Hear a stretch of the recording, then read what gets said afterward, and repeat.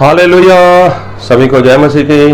मैं अमरीक जॉय आज एक बार फिर प्रभु पिता का धन्यवाद करता हूं कि प्रभु पिता ने समय दिया कि परमेश्वर के वचन आपके साथ बांट सकूं। आप मेरे चैनल को सब्सक्राइब कर लो, साथ में जो बेल आइकन उसको टच कर लो ताकि आने वाले वीडियो का नोटिफिकेशन, उसकी जानकारी आपको तुरंत मिलने पाए और आप मेरे साथ इस वीडियो के अंत तक बने रहें।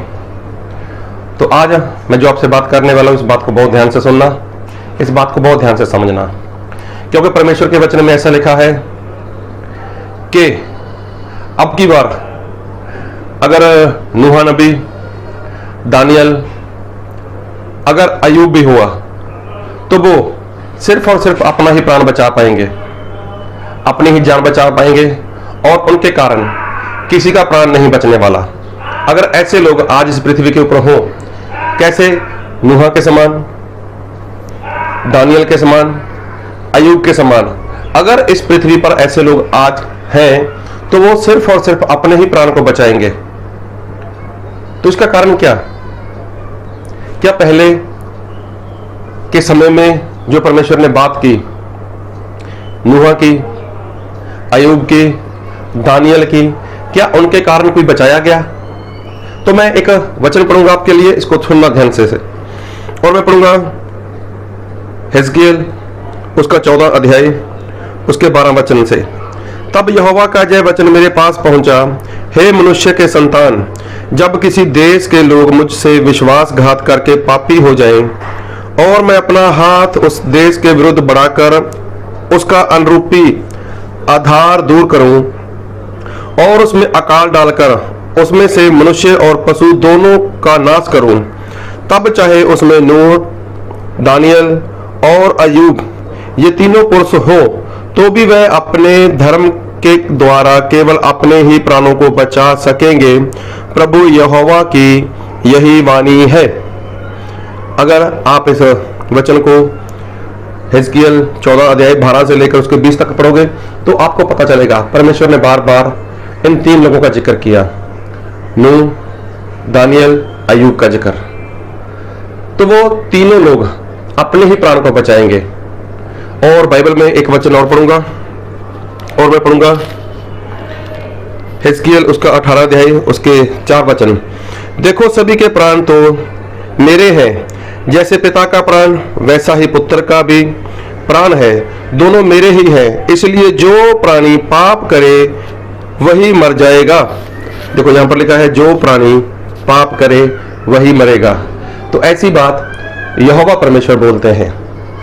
तो फिर परमेश्वर ने जो बात की नूह की, परमेश्वर ने बात की दानियल की, परमेश्वर ने बात की अयूब की, तो क्या इसका कारण ऐसा है कि नूह के कारण कोई बच गया, दानियल के कारण कोई बच गया, अयूब के कारण कोई बच गया? तो क्या बाइबल कहती है इसके बारे में? हम बाइबल से ही इस बात को देखेंगे और देखेंगे पहले हम दानियल के बारे में। अगर आप दानियल 2 अध्याय पढ़ो तो वहां पर पता चल जाएगा आपको कि वहां पर क्या हुआ था। और वहां पर ऐसा हुआ कि नबूकदनेस्सर का जो राजा था उसने एक सपना देखा। अब सपना देखा तो सपने का अर्थ वो जानना चाहता था, लेकिन सपने का अर्थ जानना चाहता था और वो ये सोच रहा था कि मेरे सपने का कोई इंसान अगर गलत उत्तर दे दिया मुझे तो मुझे मानना पड़ेगा। तो इसलिए एक उसने ऐसी बात बताई कि सामने वाला मुझे मेरा सपना भी बताए और उसका अर्थ क्या है वो भी मुझे बताए, तो फिर मैं मानूं, फिर मैं जानूं। लेकिन ऐसा कोई हुआ ही नहीं। तो जब ऐसा नहीं हुआ तब जो नबूकदनेस्सर राजा था उसका जो क्रोध था, उसका जो गुस्सा था वो काफी भड़क गया और उसने क्या कहा, बाइबल से पढ़ूंगा दानियल उसका 2 अध्याय उसके 12 वचन। इस पर राजा ने झुंझलाकर और बहुत ही क्रोधित होकर बेबीलोन के सब पंडितों का नाश करने की आज्ञा दे दी। अंत जय आज्ञा निकली और पंडित लोगों का घात होने पर था और लोग दानियल और उसके संगियों को ढूंढ रहे थे कि वह भी घात किए जाएं। अभी देखो ये बात राजा ने अनाउंस कर दी कि जितने भी मेरे इस राज्य में खुद को विद्वान समझते हैं, खुद को पंडित समझते हैं, सभी को घात कर दो, सभी को मार डालो। तो सभी लोगों ने ऐसा ही किया, उनको ढूंढना चाहा और उनको मारना चाहा, लेकिन सबसे पहले उन्होंने शुरुआत की दानियल से और उसके साथी लोगों को उन्होंने ढूंढना शुरू कर दिया। तो किसी कारण वो दानियल के पास पहुंच गए। तो दानियल को बताया होगा, ये दानियल मरने के लिए तैयार हो जा। तो दानियल ने पूछा होगा, भाई साहब क्या हुआ, ऐसा मैंने क्या गुनाह कर दिया, ऐसे मैंने कौन सी गलती कर दी। तो उन्होंने बताया कि दानियल क्या तू नहीं जानता कि राजा को सपना आया है, राजा ने सपना देखा है और राजा ने बोला कि उसका अर्थ बताओ। तो अभी कोई भी हमारे इस राज्य में है ही नहीं कि जो उसके राज्य का सपना बता सके और उसका अर्थ बता सके। तो दानियल ने बोला कोई बात नहीं, मैं हूं, लेकिन मुझे राजा के पास लेकर चलो। तो आप ये 2 अध्याय पढ़ सकते हो। तो देखो वहां पर दानियल पहुंचा और दानियल ने राजा से बात की और उसके बाद दानियल घर पे आया, अपने साथी लोगों को बुलाया और कहा चलो प्रार्थना करते हैं सेनाओं के यहोवा के आगे, वो हमारी प्रार्थना को सुनेंगे, हमें सपना भी बताएंगे और सपने का अर्थ भी बताएंगे। तो ठीक जब इन लोगों ने प्रार्थना की तो दानियल को परमेश्वर ने सपना बता दिया और सपने का अर्थ बता दिया। और जब ये सपना और सपने का अर्थ लेकर दानियल परमेश्वर ने जो उसको बताया था वो लेकर वो राजा के पास गया और राजा तो हैरान हो गया और राजा ने परमेश्वर की, जो दानियल का परमेश्वर है, उसकी आराधना की, उसको धन्यवाद करा। और अभी देखो दानियल के कारण कौन बच गया, वहां पर जितने पंडित लोग थे, वहां पर जो खुद को विद्वान लोग समझते थे, किसके कारण बच गए, दानियल के कारण। और एक वचन पढ़ूंगा आपके लिए और मैं पढ़ूंगा बाइबल से अय्यूब। अभी अय्यूब के बारे में लोग सब कुछ जानते हैं कि अय्यूब कितना बढ़िया परमेश्वर का दास हुआ, परमेश्वर का भय मानने वाला था, परमेश्वर की आज्ञाकारी करने वाला था। सब कुछ उसका बर्बाद हो गया, शैतान ने सब कुछ तहस नहस कर दिया, लेकिन फिर भी अय्यूब परमेश्वर में बना रहा। लेकिन उसके जो 3 मित्र थे वो परमेश्वर का जो दास था अय्यूब, जब उसके पास पहुंचे तो उन लोगों ने जिस तरह से अय्यूब के साथ बात करनी थी उस तरह से उन लोगों ने बात नहीं की। और जब बात नहीं की तब परमेश्वर ने उनको देखा और परमेश्वर का क्रोध उनके ऊपर भड़क गया। और बाइबल से एक वचन पढ़ूंगा, अय्यूब उसका 42 अध्याय उसके 7 वचन से। ऐसा हुआ कि जब यहोवा ये बातें अय्यूब से कह चुका तब उसने तेमानी एलीपज से कहा, मेरा क्रोध तेरे और तेरे दोनों मित्रों पर भटका है। देखो परमेश्वर ने अय्यूब के 3 मित्रों में से एक मित्र जो तेमानी एलीपज था उससे बात की कि मेरा क्रोध तेरे पर भी है और तेरे जो दोनों मित्र हैं, मतलब अय्यूब के 3 मित्र, तीनों मित्रों पर मेरा क्रोध है, क्योंकि जैसी ठीक बात मेरे दास अय्यूब ने मेरे विषय कही है वैसी तुम लोगों ने नहीं कही, वैसी तुम लोगों ने नहीं कही। इसलिए अब तुम 7 बैल और 7 मेढ़े छांटकर मेरे दास अय्यूब के पास जाकर अपने निमित्त होम बलि चढ़ाओ। तब मेरा दास अय्यूब तुम्हारे लिए प्रार्थना करेगा, क्योंकि उसी की प्रार्थना मैं ग्रहण करूंगा, और नहीं तो मैं तुमसे तुम्हारी मूर्ता के योग्य बर्ताव करूंगा, क्योंकि तुम लोगों ने मेरे विषय में मेरे दास अय्यूब की सी ठीक बात नहीं कही। अभी देखो परमेश्वर ने बोल दिया तेमानी से कि मेरा क्रोध तेरे पर और तेरे दोनों मित्रों पर है, लेकिन अभी तुम लोग क्या करो, बलि लेकर जाओ। तुम लोग क्या करो, बलि लेकर जाओ, होम बलि लेकर जाओ। किसके पास, अय्यूब के पास। और अय्यूब क्या करेगा, वो मेरे आगे प्रार्थना करेगा और मैं उसी की प्रार्थना सुनने वाला हूं। तो देखो अय्यूब की प्रार्थना से उसके मित्र बच गए। बात को ध्यान से सुनना। फिर बात करते हैं नूहा की। और नूहा के बारे में ऐसा लिखा है कि नूहा जो नूह नबी, नूह भविष्यवक्ता, वो कौन था, वो धर्मी जन था। लेकिन वो धर्मी जन तो था, लेकिन उसका जो परिवार था, उसकी जो पत्नी थी, उसके जो बच्चे थे, उसकी जो बहू थी, वो आज्ञाकार नहीं थे, वो धर्मी लोग नहीं थे। लेकिन बाइबल से एक वचन पढ़ूंगा, पहला पतरस उसका 3 अध्याय उसके 20 वचन।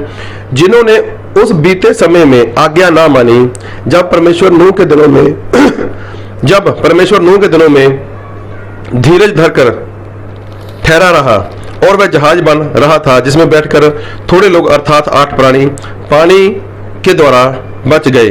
अभी देखो यहां पर लिखा है कि नूह था, वो क्या था, वो तो आज्ञा मानने वाला था, आज्ञाकार था। और नूह को जो आज्ञा मिली थी परमेश्वर ने जो नूहा को बोला था, नूहा ने वही काम किया। क्या किया? उसने जहाज बनाना शुरू कर दिया। लेकिन उसकी पत्नी और उसके बच्चों के बारे में नहीं लिखा कि वो लोग आज्ञाकार थे, नहीं लिखा ऐसा। और फिर लिखा है दूसरा पत्रस 2 अध्याय उसके 5 वचन, और प्राचीन युग के संसार को भी ना छोड़ा, वरन भक्तिहीन संसार पर महाजल प्रलय भेजा, पर धर्म के प्रचारक नूह समेत 8 व्यक्तियों को बचा लिया। अभी देखो, धर्म के प्रचारक नूह समेत 8 प्राणी को बचा लिया। तो देखो यहां पर लिखा है कि नूहा के कारण, नूह भविष्यवक्ता के कारण, और उधर अयूब के कारण, और उधर दानियल के कारण वो लोग बच गए। नूह का परिवार उसके कारण बच गया, दानियल के कारण, और वहां के जो पंडित लोग थे, जो विद्वान लोग थे, ज्ञानी लोग थे, जो वो बच गए, और अयूब के कारण उसके मित्र बच गए। तो परमेश्वर का वचन क्या कहता है, एक बार फिर पढ़ूंगा। हिजकियेल उसका 14 अध्याय उसके 12 वचन, तब यहोवा का जय वचन मेरे पास पहुंचा, हे मनुष्य के संतान, जब किसी देश के लोग मुझसे विश्वासघात करके पापी हो जाए, और मैं अपना हाथ उस देश के विरुद्ध बढ़ाकर उसका अनुरूपी आधार दूर करूं, और उसमें अकाल डालकर उसमें से मनुष्य और पशु दोनों का नाश करूं, तब चाहे उसमें नूह, देखो उसमें नूह, दानियल और अयूब ये तीनों पुरुष हो, तो भी वह अपने धर्म के द्वारा केवल अपने ही प्राणों को बचा सकेंगे। प्रभु यहोवा की यही वाणी है। मतलब अब की बार वो खुद को ही बचाएंगे, स्पष्ट लिखा है, अब की बार वो खुद को बचाएंगे। तो इसका मतलब पहले क्या हुआ था? पहले नूह के कारण उसकी पत्नी, उसके तीनों बेटे और तीनों बहू वो बच गए, अयूब के 3 मित्र बच गए, और दानियल के कारण वहां के जितने भी विद्वान लोग थे, ज्ञानी लोग थे, पंडित लोग थे, वो बच गए। लेकिन प्रभु यीशु परमेश्वर अब क्या कहते हैं? अब ऐसा नहीं होगा। अगर ऐसे तीनों लोग इस पृथ्वी पर हैं तो वो तीनों ही बचेंगे, बाकी लोग नहीं बचेंगे। कौन बोलते? परमेश्वर का वचन बोलता है। कौन बोल रहा है? परमेश्वर बोल रहा है। मतलब अब की बार अगर बेटा पाप करेगा तो बेटा मरेगा, अगर बाप पाप करेगा तो बाप मरेगा। मतलब जो जान पाप करेगी वही मरेगी, वही नाश हो जाएगी। मतलब अब ऐसा नहीं होगा कि नूह के समय जैसा हुआ, दानियल के समय जैसा हुआ, अयूब के समय जैसा हुआ, अब ऐसा नहीं होगा, नहीं होगा, नहीं होगा। इसलिए आप किसी की ओर मत देखो, आप संसार की ओर मत देखो, आप मंडली में, कलीसिया में किसी इंसान की तरफ मत देखो, अरे संसार में किसी की तरफ मत देखो। अभी लिखा है बाइबल में कि जो जान पाप करेगी वही मरेगी। तो अभी क्या करना है? बस पाप से दूर रहना है, अभी कोई पाप नहीं करना। पहले तो नूहा के समय में नूहा के कारण उसका परिवार बच गया, दानियल के कारण उसके मित्र लोग बच गए, दानियल के कारण वहां के पंडित लोग बच गए, उसके मित्र बच गए, और अयूब के कारण उसके मित्र बच गए। तो अब ऐसा नहीं होगा। अगर आप परिवार में अकेले जन हो, आप परमेश्वर की आज्ञाकारी करते हो, तो अकेले आप बचने वाले हो। अगर आपका पूरा परिवार आज्ञाकारी करता है, आप नहीं करते, तो आप अपने परिवार की वजह से नहीं बचने वाले, ना आपकी वजह से आपका परिवार बचने वाला है। मतलब मर जाओगे, नाश हो जाओगे, नरक में चले जाओगे। इसलिए अब ऐसा नहीं होगा जैसा दानियल के समय में हो गया, जैसा नूहा के समय में हो गया, जैसा अयूब के समय में हो गया। अब तो ऐसा होगा, जो जान पाप करेगी वही मरेगी, वही नाश होगी। आप क्या मानते हो? आप क्या सोचते हो? आप बच जाओगे? बचेगा वही जो परमेश्वर की आज्ञाकारी करेगा। तो बस आज्ञाकारी करो। अगर आपने सच्चा विश्वास नहीं किया, सच्चा पश्चाताप नहीं किया, नहीं बपतिस्मा लिया, पापों की क्षमा नहीं ली, तो बस आज आपके पास समय है। ये सारे वचन को पूरा करो, परमेश्वर आपको पवित्र आत्मा देंगे, ऐसा बाइबल में लिखा है। आमीन।